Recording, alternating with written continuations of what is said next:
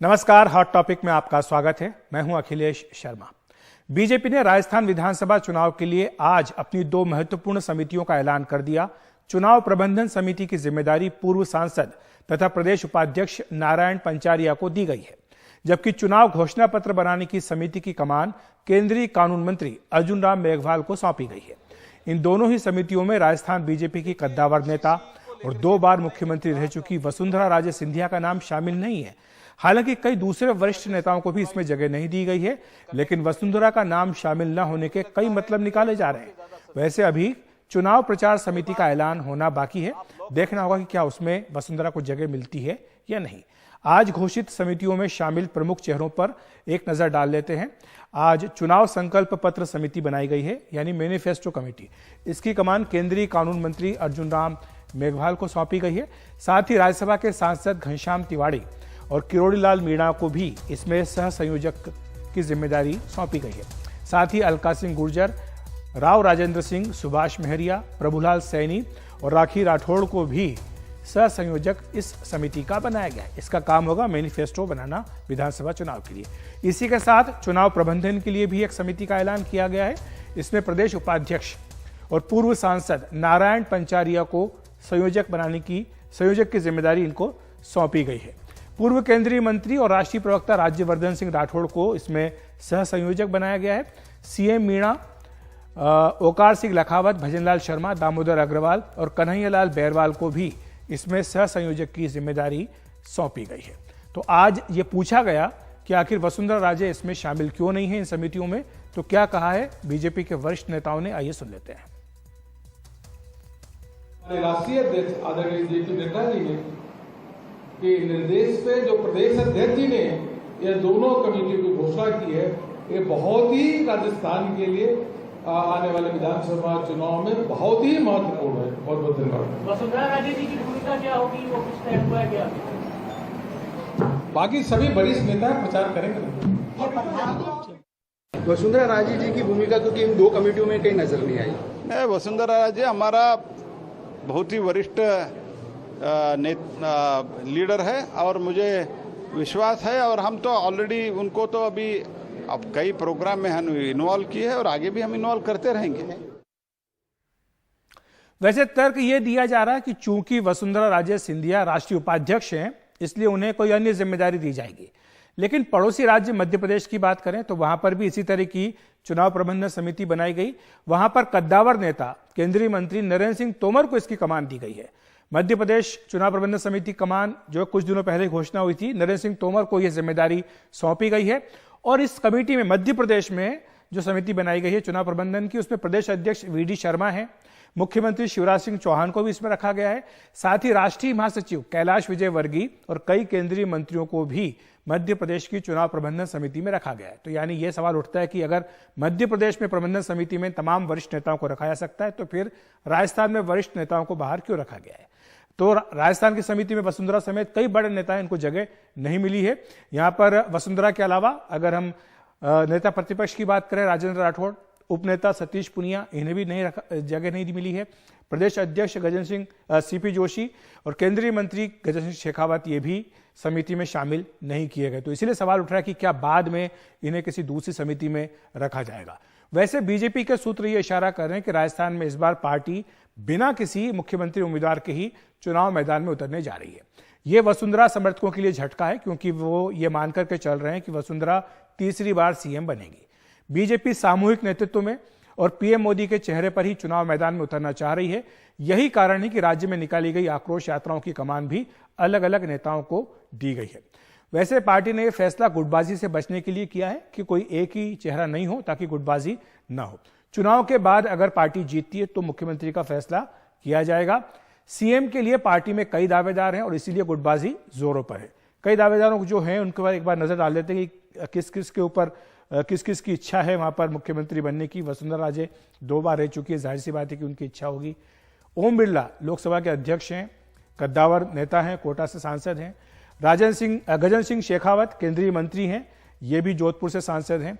इसके अलावा राजेंद्र सिंह राठौड़ जो कि इस वक्त विधानसभा में नेता प्रतिपक्ष हैं। सतीश पुनिया जो कि बीजेपी के प्रदेश अध्यक्ष रह चुके हैं और इस समय उपनेता हैं। राज्यवर्धन सिंह राठौड़ जो केंद्र में मंत्री रह चुके हैं, इनका भी नाम इसके लिए लिया जा रहा है। और साथ ही सतीश पुनिया, जिनका हमने जिक्र किया कि अभी उपनेता हैं, सुनील बंसल जो कि केंद्र में महासचिव हैं, कद्दावर नेता हैं, उनका नाम भी एक तरह से चलाया जा रहा है। तो ये सारे नेता हैं जो इस दौड़ में शामिल हैं। तो इसीलिए ये जो लड़ाई है राजस्थान की, ये काफ़ी महत्वपूर्ण हो जाती है। हमारे साथ इसी पर चर्चा करने के लिए राजस्थान से वरिष्ठ पत्रकार अनिल शर्मा जी जुड़ रहे हैं। अनिल जी, आपका बहुत बहुत स्वागत है एनडीटीवी इंडिया पर। आप इस खबर को किस तरह लेते हैं कि वसुंधरा इन दोनों समितियों में नहीं है? हालांकि हमने ये कहा कि अन्य नेता हैं वरिष्ठ, उन्हें भी शामिल नहीं किया गया है, लेकिन क्या यह संकेत है, जिस तरह से हमने सुना अरुण सिंह को, प्रहलाद जोशी को, कि वसुंधरा जी वरिष्ठ नेता हैं, प्रचार करेंगी, तो क्या यह संकेत दिया जा रहा है कि अब कोई सीएम कैंडिडेट नहीं होगा, वसुंधरा जी बाकी नेताओं की तरह एक नेता है? मैसेजिंग तो अखिलेश जी, अगर आप देखें पूरा, आपने नाम भी पढ़े अभी, और इसमें से ज्यादा दोनों समितियों में जो आपने नाम देखे होंगे वो वसुंधरा गुट के नहीं है। अगर आप देखें तो वो ज्यादातर दूसरे गुट के हैं, वसुंधरा गुट पे नहीं आते। और वसुंधरा जी पे नजर इसलिए गई क्योंकि वसुंधरा जी का मानना अभी तक ये बीजेपी का, या ग्राउंड पे आप जहां ग्राउंड रियलिटी अगर राजस्थान की देखें तो लोगों को ये लगता है कि वसुंधरा सबसे पॉपुलर लीडर है, इसमें कोई शक भी नहीं है, क्योंकि वो स्टेट लेवल लीडर हैं बीजेपी की राजस्थान में। बाकी जितने भी नाम आज आए कमेटीज में, ये कॉन्स्टिट्यूंसी के लीडर माने जाते हैं ज्यादातर, वो एक स्टेट लेवल लीडर मानी जाती है। क्यों नहीं है, ये सच्ची में अचंभित करता है। मतलब मेरे जैसे जो पॉलिटिक्स को करीब करीब 25 साल हो गए कवरेज करते हुए राजस्थान में, मुझको भी बड़ा अचंभा हुआ। हो सकता है अखिलेश जी कि इनको कैंपेन कमेटी चेयरमैन या कुछ ऐसी पोजीशन दी जाए, पर क्या वसुंधरा जी कैंपेन कमेटी चेयरमैन बनना पसंद करेंगी? इसमें एक बहुत बड़ा मेरे को संशय है। अगर आप देखें, उसका कारण मैं ये मानता हूं कि आप घूम घूम के 200 कॉन्स्टिट्यूंसीज हैं राजस्थान में, असेंबली के अंदर आप 200 कॉन्स्टिट्यूंसी घूम घूम के आए और बीजेपी जीत गई। क्या गारंटी आपको सीएम बनाया जाएगा, नहीं बनाया जाएगा? क्या वसुंधरा जी इससे पहले ये नहीं चाहेंगे कि उनको ये एटलीस्ट अश्योरेंस दिया जाए कि हम आपको सीएम बनाएंगे, तब वो 200 जगह जाएं? मैं मानता हूं बीजेपी कैडर बेस्ड पार्टी है, बिल्कुल सही बात है, कैडर बेस्ड पार्टी है, पर मुझे कहीं ना कहीं ये लगता है कि आज की हालत में बीजेपी में इनफाइटिंग और फैक्शनलिज्म बहुत ज्यादा है अखिलेश जी, राजस्थान में खास तौर से। पर क्या ये दोधारी तलवार नहीं है कि आप अगर उन्हें मुख्यमंत्री पद के दावेदार बना दें या वादा कर दें कि हाँ आप हम मुख्यमंत्री बनाएंगे, लेकिन फिर बाद में जो बाकी नेता हैं वो कहेंगे ठीक है आप फिर उन्हीं से काम चला लीजिए, हम काम नहीं करेंगे? पंकज सोनी जी भी जुड़ गए हमारे साथ, वरिष्ठ पत्रकार। पंकज जी, स्वागत है आपका। यही प्रश्न आपसे कि क्या ये जोखिम नहीं है बीजेपी के लिए कि अगर हम किसी एक को सीएम बनाते हैं या उम्मीदवार घोषित करते हैं तो बाकियों से फिर हमें खतरा होगा भीतर घात का? बिल्कुल अखिलेश जी, ये बीजेपी ने जब विधानसभा चुनाव को लेकर तैयारियां अपनी शुरू करी थी और इनके केंद्रीय नेता जब ये आना शुरू हुए थे, जब ये बात बिल्कुल स्पष्ट कर दी थी कि इस राजस्थान में हम किसी स्थानीय चेहरे को तवज्जो नहीं देंगे। और मुझे लग रहा है कि इसी फार्मूले पे बीजेपी भी आगे बढ़ रही है।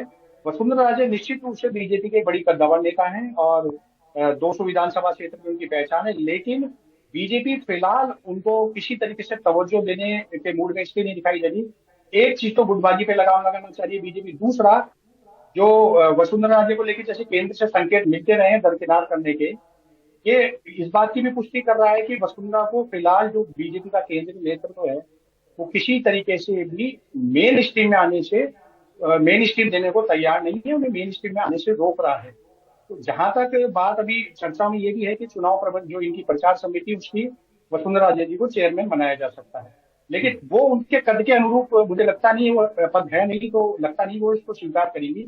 लेकिन ये निश्चित रूप से माने कि बीजेपी ने जो अपना माइंड मेकअप किया था शुरू में, किसी भी राजस्थान के नेता को तवज्जो नहीं देनी है, उसी के ऊपर बीजेपी काम कर रही है।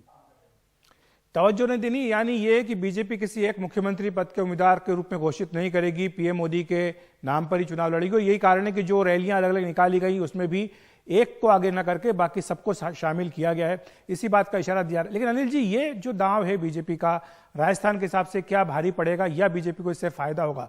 क्योंकि शुरुआत बीजेपी ने की है मुख्यमंत्री पद के उम्मीदवार घोषित करने की। 2003 में आप याद होगा आपको कि केंद्र में मंत्री थी, लेकिन उनको राजस्थान में प्रदेश अध्यक्ष बना करके भेजा गया था। बीजेपी को तब बड़ी जीत भी मिली थी।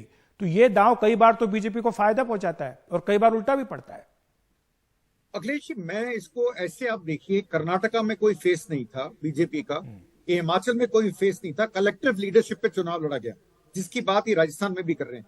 मेरा मानना यह है कि इसका नुकसान हो रहा है बीजेपी को। आप देखिए कर्नाटका का रिजल्ट क्या आया या हिमाचल का रिजल्ट क्या आया। लोकल छत्रप को या लोकल लीडर को आगे लाना बहुत जरूरी है। वरना उसके मेरे को याद नहीं आता कि गुजरात जो लास्ट इलेक्शन था उसके बाद में बीजेपी कोई चुनाव बिना लोकल लीडरशिप को सामने लाए जीत पाई है। जी, मैंने आपको दोनों स्टेट गिनाए, दोनों स्टेट्स में दिक्कत हुई। मैं मानता हूं राजस्थान में भी दिक्कत होगी, चाहे हम माने कि राजस्थान में बीजेपी की पोजीशन अच्छी है, पर मैं मानता हूं वसुंधरा का इम्पैक्ट करीब 20 से 30 सीटों पे पड़ेगा। ये मेरा मानना है, अगर चेहरा डिक्लेयर नहीं करा तो। अभी जल्दबाजी है वैसे जीत और हार को बताने के लिए, पर ओवरऑल अगर मैं देखता हूं तो 20 से 30 सीट पे अंतर पड़ता है। 20 से 30 सीटें बहुत मैटर करती हैं अखिलेश जी। कोई भी पार्टी हो, पॉलिटिकल पार्टी, क्या वो चुनाव हारने के लिए चुनाव लड़ेगी?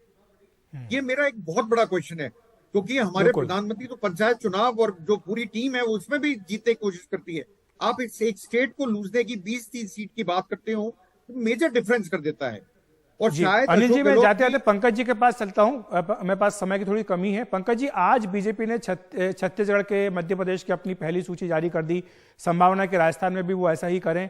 आपके हिसाब से ये जो बीजेपी का कदम है, रणनीति में बदलाव है, इसका कितना इंपैक्ट पड़ेगा राजस्थान में, अगर वो चुनाव की घोषणा से पहले ही अपने उम्मीदवारों के नामों का ऐलान कर देते हैं? देखिए, मुझे लग रहा है अखिलेश जी राजस्थान में भी इस सिचुएशन में नहीं है बीजेपी की अपने कैंडिडेट्स को घोषित करे। लेकिन अगर कैंडिडेट घोषित होते हैं तो ये मानिए कि निश्चित रूप से विपक्ष में बैठी पार्टी को उसका जो फायदा होना है वो होगा, कैंडिडेट्स को तैयारी करने का समय मिलेगा। लेकिन हाल फिलहाल की सिचुएशन में बीजेपी को भीतरी घाट की उम्मीद ज्यादा है, उसमें वसुंधरा जी फैक्टर भी काम कर रहा है। उसके अलावा जो बीजेपी का एक बहुत बड़ा ग्रुप जो पूरे राजस्थान में फैला पड़ा है, जिन्हें आप वसुंधरा जी समर्थक भी कह सकते हैं, या ये वो लोग हैं जो पिछली सरकार या 10 साल से बीजेपी पे काबिज थे, उनको पार्टी अभी मेन लाइन में नहीं लाई है। अगर बीजेपी टिकट यहाँ घोषित करती है तो उनसे भीतरी घात की पूरी संभावना है। तो मुझे लगता नहीं कि राजस्थान में ये टिकट घोषित करने में भाजपा कोई जल्दबाजी करेगी। जी, शुक्रिया आपका पंकज जी इस तमाम जानकारी के लिए। अनिल जी, आपका भी धन्यवाद। तो वसुंधरा राजे का जहां तक प्रश्न है, हमारे दोनों ही विशेषज्ञ कह रहे हैं कि अभी इस पर अंतिम बात कही जानी बाकी है, इंतजार करना होगा कि आगे बीजेपी उनके बारे में क्या फैसला करती है। हॉट टॉपिक में वक्त एक ब्रेक का।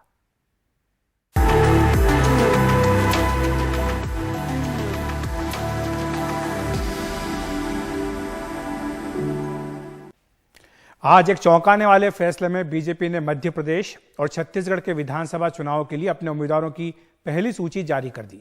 अभी इन दोनों राज्यों समेत राजस्थान, तेलंगाना और मिजोरम में चुनाव की तारीखों का ऐलान होने में करीब 2.5 महीने बाकी हैं। लेकिन बीजेपी की यह तेजी कर्नाटक और हिमाचल प्रदेश में उसकी हार की वजह से हुई बताई जा रही है। बीजेपी राजस्थान, मध्य प्रदेश और छत्तीसगढ़ में जोखिम मोल नहीं लेना चाहती है, इसलिए कल ही केंद्रीय चुनाव समिति की बैठक हुई और आज उम्मीदवारों के नामों का ऐलान हो गया। छत्तीसगढ़ में 21 और मध्य प्रदेश में 39 उम्मीदवार घोषित किए गए हैं। मध्य प्रदेश की सूची में सीएम शिवराज सिंह चौहान और उनके मंत्रिमंडल के सहयोगियों के नाम नहीं है, जबकि छत्तीसगढ़ में सीएम भूपेश बघेल की सीट पाटन से बीजेपी ने अपने लोकसभा सांसद विजय बघेल को मैदान में उतारा है, जो कि उनके भतीजे हैं।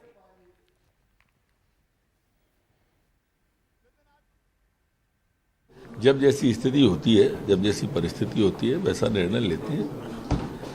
वर्तमान समय में भारतीय जनता पार्टी ने हमारे जो योग्य और अनुभवी प्रत्याशी थे, कार्यकर्ता थे, वो 39 नामों की सूची जारी की है। सरकार हो या पार्टी,